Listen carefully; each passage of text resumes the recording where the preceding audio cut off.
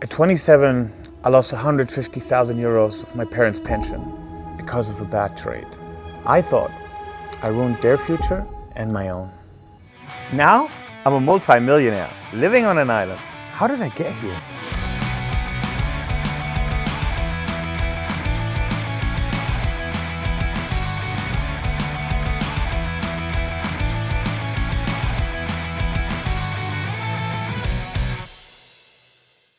Well, I grew up in Berlin, in Germany, in Zehlendorf, actually in the northern part of it. So we were not rich, but we were not poor neither. So my father was a self-made man. He went to Germany at 18 years old. He put himself through university twice actually, and he worked as a grave digger, a dishwasher. So he knew to instill discipline and independence in me through, for example, he would wake me up at 5 a.m. in the morning just to teach me Arabic, because for him, it needed to be that I learned the language. There was no option for me. But he was also pretty cool. He would buy me cool stuff if I would memorize things. So very early, I would memorize and actually also present very difficult and complex poets, for example, in Arabic. So the academic part in my family has always been quite a big thing. And this is what my father expected of me. And in fact, early in school, I was extremely well. I had good grades, everything was very easy. Only when I then changed from the elementary school to, I guess in English you would say high school, I clashed and struggled with authority and rigid systems. And I was always drawn to independence, even at a young age. I think I was maybe 10, 11 years old when I started to clash with all these rigid systems around me.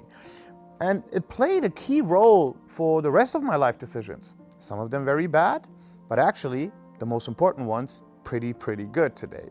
I think I was 13 or 12 at the time, and my physics teacher, he just hated my guts. Why? Because I was not really very cooperative the way he expected me to be. You needed to behave, like Germany at that time was no joke. If you stood out, they would chop your head off, basically. And what he did is that we had a test, and it was an unprepared test. And obviously I had a very bad grade because I was not prepared. But the next day when he handed out the test results, he waited basically until everyone had their test results. Only mine he didn't give out. And then he said silence, so all the class was listening. And then he said and the worst of them all is Alex Duadari, and handed me my test basically in front of everybody. And I overreacted emotionally back then. I'm not gonna say what I did, but it wasn't my finest moment, let's just say. But even as a kid back then, I instantly realized that the standard path was not for me. I needed to build resilience in the face of unfair treatment. I craved freedom. And that defiance later in me became my biggest strength in business.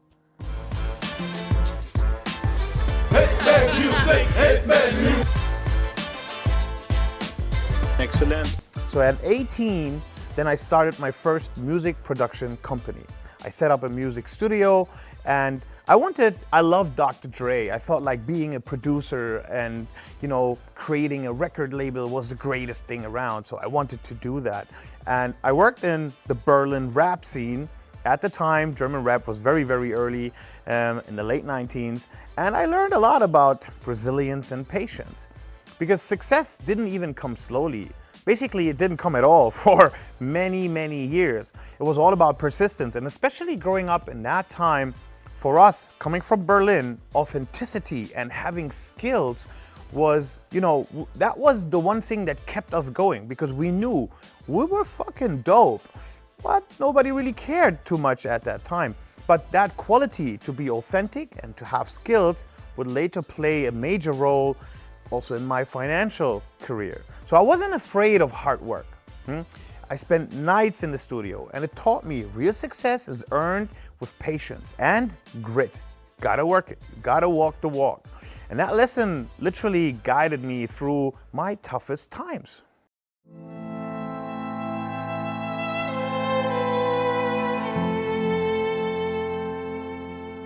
So music didn't work. I wasted 10 years of my life, and then I thought I could go into finance instead. Unfortunately, that didn't work well neither. I lost my own money first, and then I asked my parents for money and they gave me their pension. And that was very stupid. Like, I essentially lost 150,000 euros in a single high leverage trade gone wrong. And that day, I remember staring at the screen and like I wasn't prepared for that. I just saw the numbers get less and less and less, and just 150,000 gone. You know, like my stomach turned, and how was I going to tell my parents? You know, I just wiped out their future. Is that what I was going to tell them? And I was actually, at the time, I was so broke, I lived at my parents' house, and I couldn't face them and tell them that. And it didn't just feel like a personal failure. You know, I could deal with losing my own, but I felt like I let down the very people that trusted me and supported me the most. Yeah, that was tough, like hard. It wasn't no piece of cake, I'm telling you. And I a lot of guilt, a lot of shame. It kept me up at night. I couldn't sleep. I had feelings of isolation, because who would you tell? You cannot tell anybody. Who would you try to share that pain with?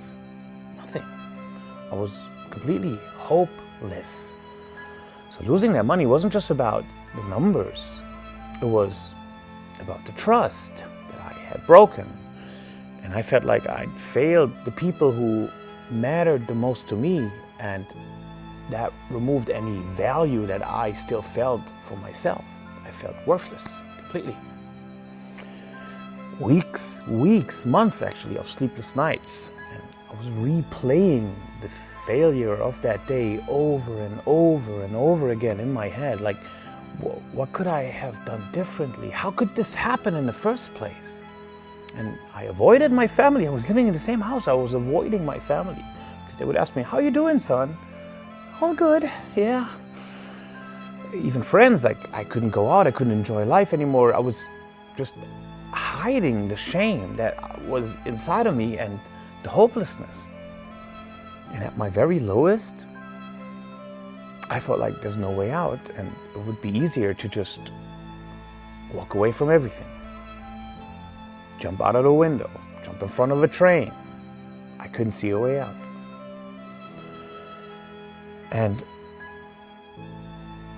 I honestly, I lost hope for such a long time. But luckily, I found a different way.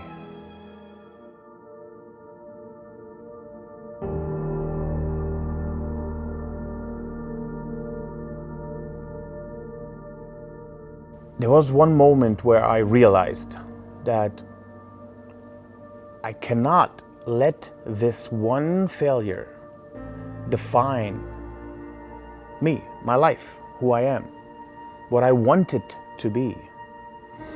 That was a key reflection moment, and I needed to be critical with myself. I needed to learn about self-reflection. I stood in front of the mirror one morning and I asked myself, am I going to let this be the end of my story? Really? So I burned the boats and had nowhere to go but forward. This is when I knew I had to fight back. So this 150,000 euros loss, in retrospect, in hindsight, became my greatest teacher. And it basically drove me to immerse myself in financial markets, to properly learn everything, not just about trading or how to make money, but about risk management, about macroeconomics, about how it's actually done. I turned that 150,000 euros loss into my greatest lesson. How did I do it? Well, basically, I secured a job at a securities trading bank in Munich. They opened an office in Berlin at the time. And I was nothing but an intern. You know, I was basically helping everybody out with everything. I didn't know a thing. But this is where I learned, because I studied every single day. I didn't just learn how to trade, but also how to protect myself from ever making the same mistake again.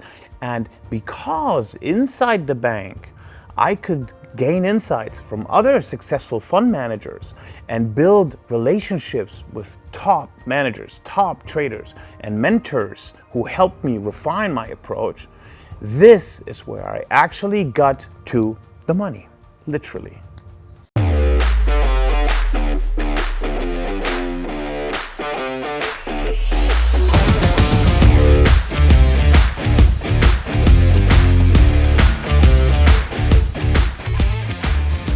So that €150,000 loss wasn't just a setback. Actually, it was the beginning, the start of something far bigger than I ever imagined was possible, because I learned to build strategies that led me to millions. And I actually earned recognition in the finance world. I won a number of awards from New York to London. However, regardless of these awards, more importantly, I learned that there are multiple dimensions to markets, to trading. It's not just, a lot of people confuse trading or the stock market with some sort of a gambling proxy. And for most people, it will only stay that. However, for professionals, it's far from that. You can see opportunity, you can tailor around opportunity a proper strategy, and actually also learn that when the right opportunity comes up, how to make an enormous amounts of money. Like one example that I could think of was during the COVID-19 oil market crash, like when the whole economy stopped. If you were able to read the futures market versus the spot market, you could see that oil at the time, the price went so massively down because there was no space to put the oil anymore. You know, you drill the oil out of the ground and you got to store it somewhere. There was no storage. That's why they were just selling it, like fire selling the oil for so little money. But if you bought the futures contract, it was trading much higher, because even if the economy stopped now, everybody who has like half of a brain and a strategy around it would know that the economy will not stand still forever. And you could make a ton of money with that trade with very, very little downside. Or there's a number of Bitcoin bull markets now, but you could make money with Bitcoin basically risk-free. In the beginning of, I think it was 2021, everybody and his mother was long on Bitcoin, which means it was paying enormous funding rates. So all you had to do is buy the real spot and sell the future, and you were collecting risk-free money, enormous amounts of return with practically zero risk, at least market risk. So you just understand that when you move to a professional relationship with markets, with trading, and this is what I learned, in fact, when I shifted working from the investment bank to a hedge fund, then you can apply everything of these learnings and become highly successful and even a respected trader in that regard. And these opportunities, they come and go all the time. And in between, you still have a number of, let's just say, smaller opportunities, your bread and butter trades that still work out as well. So as you learn how things really work in a professional world, and you apply these things, and you understand how it works for you, then basically it's the greatest job in the world that you could have, that will give you freedom, independence, and something that you enjoy doing.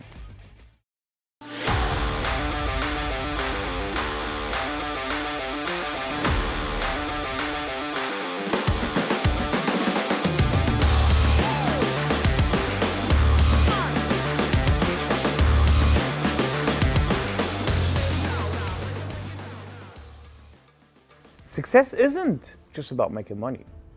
Honestly, I think it's about building something sustainable out of yourself. You know, this journey taught me so much about myself and allowed me to build skills like managing risk, stay grounded, and most importantly, to work with integrity.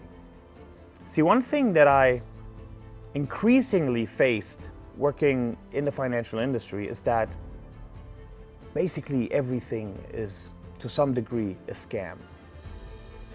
It's all about taking money from your customer. And because my journey started with, I was taken out, money was taken from me. I trusted the wrong people, I trusted the wrong information, I trusted the wrong learnings. And eventually it's all my fault. But I was more or less scammed by this whole idea of trading and how it's being shown to people. And that's why I hated that. I hated that wherever I went, whether it was at the bank, whether it was on a brokerage, whether it was on the hedge fund side, there was always an aspect, sometimes more, sometimes less, of taking money from your customer, regardless of whether the customer is making money or not. Essentially, they were all just interested in enriching themselves. And I felt that was low, that was weak, that lacked integrity. So my trading philosophy, and this is why I pivoted into the education side of things, is an ethical one. I reject to exploit people with practices that work. You know, it's a lot easier to scam people than to tell them the truth. But I focus on education that will help others to find sustainable success in trading. So for me, especially at this stage in my life, it's not about the money. It's never been just about the money. I wanted to build something that lasted, something, a force of good, because that's the only real way to succeed, in my opinion. Let's go.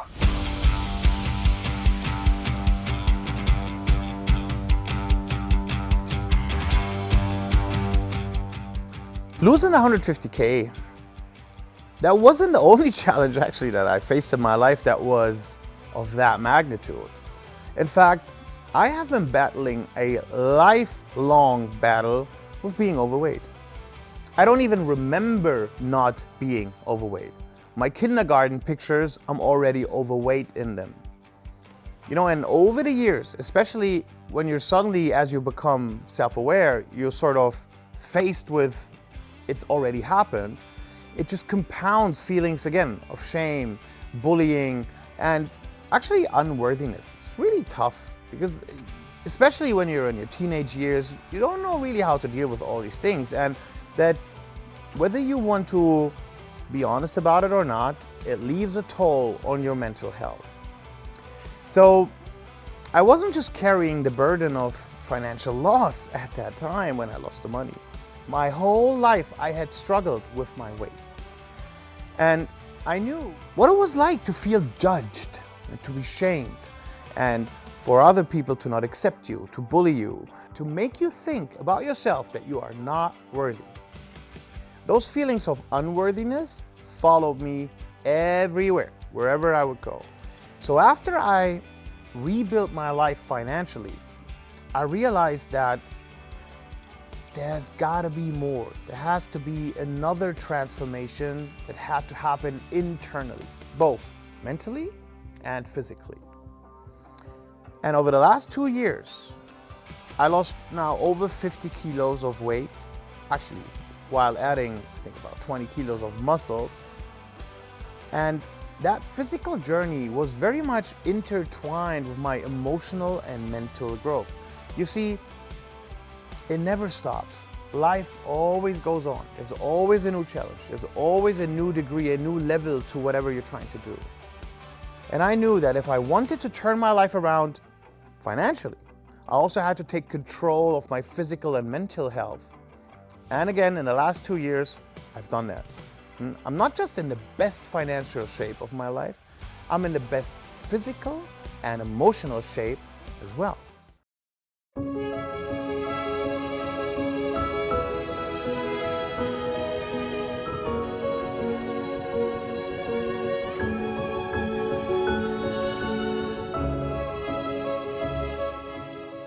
And in many ways, the process of transforming my body mirrored my transformation in the financial world, because you needed to have the same qualities: discipline, resilience, a willingness to confront uncomfortable truths.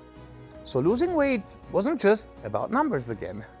It was about proving to myself that I could overcome any obstacle, whether it was 150,000 euros in debt or 50 kilos of fat on my body.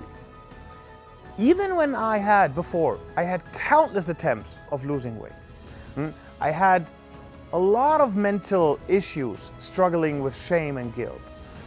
I was always put down by the perception of others, of myself, and it impacted my own self-perception very negatively.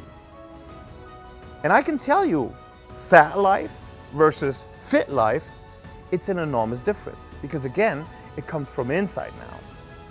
I'm not looking for validation by anyone, and I was able to do that in the financial world much earlier than I'm now able to do it also in the physical world. So you have a lot more problems in life when you are fat, just as much as you have a lot more problems in life when you are poor. And the way to solve that, essentially, is exactly the same. So that's why I can tell you the best thing you can do is to take things into your own hands and to really work for it.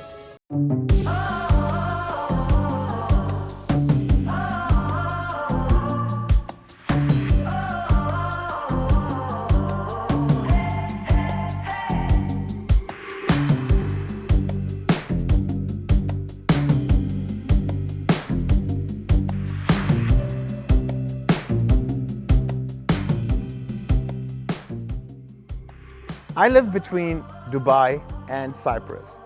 For me, it's like the best of both worlds. I enjoy the balance between that progressive, crazy place like Dubai and the natural beauty of the Mediterranean of Cyprus. It's a fantastic combination. And it's freedom. Any day I can decide to go here or there. I don't care about where I'm gonna stay, what's it gonna cost. Like, I have cars in both places, and I created a lifestyle where I can spend time with my family, most importantly.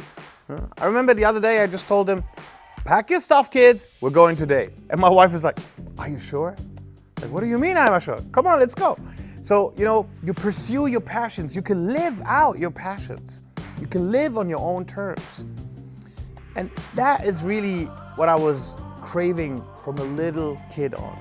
I didn't just want financial freedom. I wanted freedom in every sense of the word. And now I get to live that life that I designed with my family, nature, and purpose. And I'm really, really grateful for that.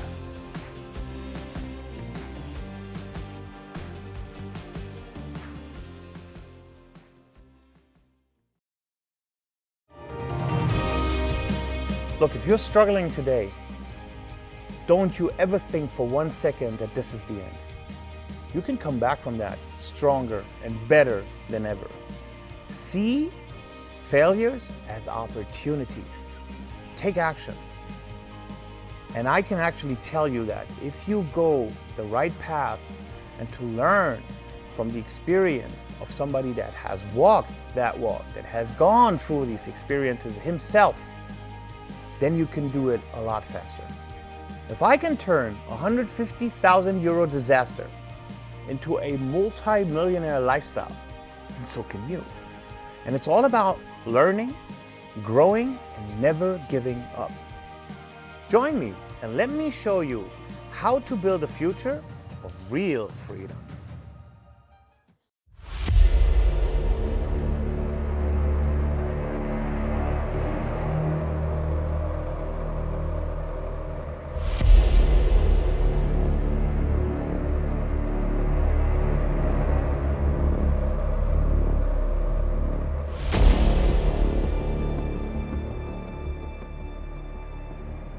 Don't kid yourself. The finance world is brutal, cutthroat. It's everyone against everyone. I've seen fraud, manipulation, and scams that would make the Wolf of Wall Street look tame. Most customers, most people that try trading lose all their money within less than 3 months' time. So I realized the entire retail industry was built to keep customers losing. And that's when I knew that I had to do things differently. But if I wanted real, long-term success, I had to change my approach. And I needed to move away from the chaos of speculative, naked trading to the calculated world of how hedge funds operate. In finance, generally I would say, trust nobody. Just nobody. Even you should question yourself,